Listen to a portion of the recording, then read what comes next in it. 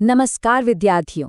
केंद्रीय विद्यालय मासीपुर की ओर से निर्माता रश्मि विश्वास द्वारा तैयार की गई इस खास प्रस्तुति में आप सभी का बहुत बहुत स्वागत है। आशा है आप सब बिल्कुल स्वस्थ होंगे और कुछ नया, कुछ दिलचस्प सीखने के लिए पूरी तरह से तैयार होंगे। आज हम हिंदी व्याकरण के एक बेहद खूबसूरत विषय पर बात करने वाले हैं और वो है अलंकार, खासतौर पर शब्दालंकार। ये वो जादुई तत्व है जो हमारी भाषा को सिर्फ सही नहीं बल्कि बहुत ही आकर्षक बनाता है। तो चलिए बिना किसी देरी के इस ज्ञानवर्धक यात्रा की शुरुआत करते हैं। आज के हमारे इस पाठ का सफर कुछ इस तरह रहेगा। सबसे पहले हम अलंकार का एक छोटा सा परिचय लेंगे। उसके बाद हम 3 प्रमुख अलंकारों को गहराई से समझेंगे, जो है अनुप्रास, यमक और श्लेष। फिर हम इनकी तुलना करेंगे, पूरे पाठ का सारांश देखेंगे और अंत में आपकी जानकारी को परखने के लिए एक मजेदार सी प्रश्नोत्तरी भी होगी। तो चलिए सबसे पहले भाग की ओर बढ़ते हैं, जो है अलंकार का परिचय। आखिर ये अलंकार होता क्या है? देखिए, अलंकार शब्द मुख्य रूप से 2 शब्दों से मिलकर बना है, अलम और कार। यहाँ अलम का मतलब होता है आभूषण या गहना और कार का मतलब है सुसज्जित करने वाला यानी सजाने वाला। जरा सोचिए, जिस तरह कोई भी अपनी सुंदरता को और निखारने के लिए तरह तरह के आभूषणों का प्रयोग करता है ना? ठीक उसी तरह प्राचीन काल से ही हमारे महान कवि अपनी कविताओं और भाषा की शोभा बढ़ाने के लिए, उन्हें और प्रभावशाली बनाने के लिए इन अलंकारों का प्रयोग करते आ रहे हैं। सरल शब्दों में कहें तो जो तत्व कविता की सुंदरता में 4 चांद लगा देते हैं, उन्हें ही अलंकार कहते हैं। अब काव्य की शोभा बढ़ाने वाले इन अलंकारों को हम मुख्य रूप से 2 भागों में बांटते हैं। पहला है शब्दालंकार और दूसरा होता है अर्थालंकार। आज की हमारी ये पूरी चर्चा शब्दालंकार पर ही केंद्रित रहेगी। शब्दालंकार में असल जादू ध्वनि और लय का होता है। जब किसी कविता में कुछ खास शब्दों के प्रयोग से एक अद्भुत सुंदरता या चमत्कार पैदा होता है तो उसे शब्दालंकार कहते हैं। मजे की बात यह है कि अगर आप उन खास शब्दों को हटाकर उनके पर्यायवाची शब्द रख दें तो वो सुंदरता वहीं खत्म हो जाती है। सारा खेल शब्दों का ही तो है। अब हम अपने दूसरे भाग पर आते हैं, जहां हम पहले शब्दालंकार यानी अनुप्रास अलंकार को समझेंगे। अनुप्रास सुनने में शायद थोड़ा भारी लगे, पर इसे समझना बहुत आसान है। ये 2 शब्दों से बना है, अनु और प्रास। अनु का मतलब होता है बार बार और प्रास का अर्थ है वर्ण यानी कोई अक्षर। तो जब भी किसी कविता की पंक्ति में किसी एक ही व्यंजन वर्ण की आवृत्ति बार बार होती है, यानी कोई अक्षर एक से ज्यादा बार आता है, तो वहां अनुप्रास अलंकार होता है। ये कविता में एक बहुत ही मीठी सी लय और गूंज पैदा कर देता है। इससे पहले कि हम इसके शानदार उदाहरण देखें, चलिए कुछ थोड़े कठिन शब्दों के अर्थ जान लेते हैं, ताकि कविता का असली भाव हम महसूस कर सकें। मुदित का अर्थ होता है बहुत प्रसन्न या खुश होना। महीपति कहते हैं राजा को। तरनी का मतलब है सूर्य। तनुजा यानी पुत्री, जिसे यहाँ यमुना नदी के लिए इस्तेमाल किया गया है। और तमाल एक तरह का बहुत ही हरा भरा पेड़ होता है। अब जरा इन प्रसिद्ध पंक्तियों को सुनिए। पहली पंक्ति है, मुदित महीपति मंदिर आए। क्या आपने ध्यान दिया? यहाँ म वर्ण बार बार आ रहा है। अब ये दूसरी पंक्ति देखिए, तरनी तनुजा तात तमाल तरवर बहु छाए। इसे पढ़ते ही जैसे एक संगीत सा बजने लगता है ना? ऐसा इसलिए है क्योंकि इसमें त वर्ण की आवृत्ति लगातार हुई है। वर्णों का यही दोहराव ही तो अनुप्रास अलंकार की सबसे बड़ी पहचान है। अब आपकी जानकारी के लिए बता दूं कि अनुप्रास अलंकार सिर्फ एक ही तरह का नहीं होता। इसके भी अपने कुछ खास उपभेद होते हैं, जिन्हें कवि अपनी जरूरत के हिसाब से इस्तेमाल करते हैं। मुख्य रूप से हमें इसके 3 प्रकारों को जानना है, छेकानुप्रास, वृत्यानुप्रास और लाटानुप्रास। इन्हें बहुत ही संक्षेप में समझते हैं।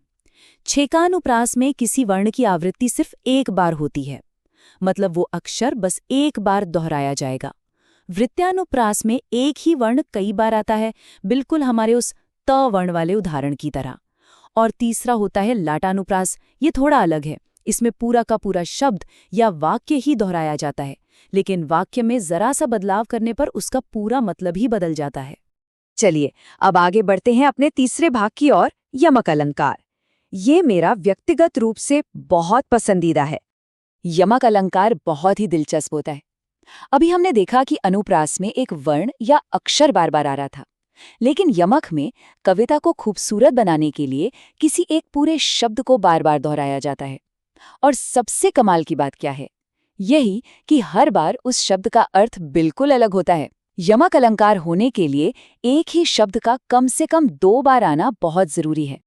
यमक का जादू देखने से पहले जरा इन शब्दों को समझ लेते हैं। पहला शब्द है कनक। इस एक छोटे से शब्द के 2 बिल्कुल अलग अलग अर्थ हैं। एक का मतलब होता है सोना यानी स्वर्ण, गोल्ड, और दूसरे का मतलब होता है धतूरा, जो कि एक बहुत ही विषैला और नशीला पौधा है। ऐसे ही एक और शब्द है घटा, जिसका एक मतलब है आसमान में छाने वाले काले बादल और दूसरा मतलब है किसी चीज का कम हो जाना या घट जाना। अब इन पंक्तियों का आनंद लीजिए।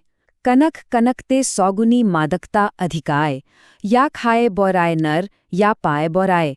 यहाँ पहले कनक का अर्थ सोना है और दूसरे का धतूरा। कवि कह रहे हैं कि सोने धन दौलत में धतूरे से 100 गुना ज्यादा नशा होता है। अब इस दूसरी पंक्ति को देखिए, काली घटा का घमंड घटा। यहाँ पहली घटा काले बादलों के लिए है और दूसरी घटा का अर्थ है कम हो जाना। शब्द एक ही है पर अर्थ एकदम भिन्न। यही तो यमक अलंकार का असली चमत्कार है। और अब हम पहुंच गए हैं अपने चौथे भाग पर, जो है श्लेष अलंकार। ये थोड़ा गहरा है लेकिन बहुत ही सुंदर है।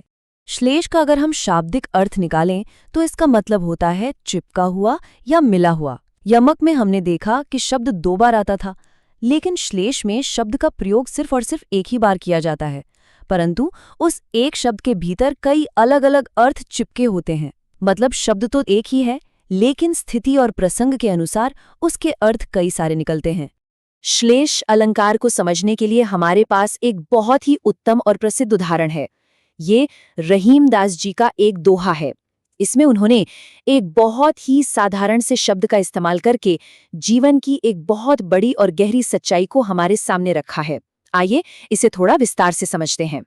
रहीम जी के उस दोहे में पानी शब्द का इस्तेमाल हुआ है। यहाँ इस एक शब्द पानी के 3 बिल्कुल अलग अर्थ निकलते हैं। मनुष्य के संदर्भ में पानी का अर्थ है उसकी इज्जत या विनम्रता। मोती के संदर्भ में पानी का मतलब है उसकी चमक, और चून यानी आटे के संदर्भ में इसका बिल्कुल सामान्य अर्थ है जल। पूरा दोहा कुछ इस प्रकार है। रहीमन पानी राखिए, बिन पानी सब सून, पानी गए न उबरे, मोती मानुष चून। रहीम जी कितने सुंदर ढंग से समझा रहे हैं कि मनुष्य को हमेशा अपना पानी यानी विनम्रता और इज्जत बनाए रखनी चाहिए, क्योंकि जिस तरह जल के बिना आटा नहीं गूंथा जा सकता, अपनी चमक के बिना एक मोती का कोई मूल्य नहीं होता, ठीक उसी तरह अपनी इज्जत और विनम्रता के बिना मनुष्य का भी कोई मोल नहीं रह जाता। एक ही पानी शब्द ने इस पूरी कविता में कितनी गहराई भर दी है ना? चलिए अब हम अपने 5वें भाग की ओर बढ़ते हैं, जहां हम इन तीनों अलंकारों की एक साथ तुलना करेंगे और आज के पाठ का सारांश देखेंगे। इन तीनों के बीच का अंतर एकदम स्पष्ट होना बहुत जरूरी है। आप यहाँ देख सकते हैं, अनुप्रास की मुख्य पहचान है किसी वर्ण या अक्षर की बार बार आवृत्ति होना। यमक की पहचान है एक ही शब्द की आवृत्ति होना, लेकिन हर बार उसका अर्थ बिल्कुल अलग होना। और श्लेष की पहचान क्या है? शब्द सिर्फ एक ही बार आता है, लेकिन उसी एक शब्द के अर्थ अनेक निकलते हैं। इस तरह तुलना करने से यह हमारे दिमाग में हमेशा के लिए बैठ जाते हैं। परीक्षा के समय तुरंत याद करने के लिए आप इन सबसे आसान उदाहरणों को दिमाग में रख सकते हैं। अनुप्रास के लिए याद रखिए चारू चंद्र की चंचल किरणें, जहाँ च वर्ण बार बार है।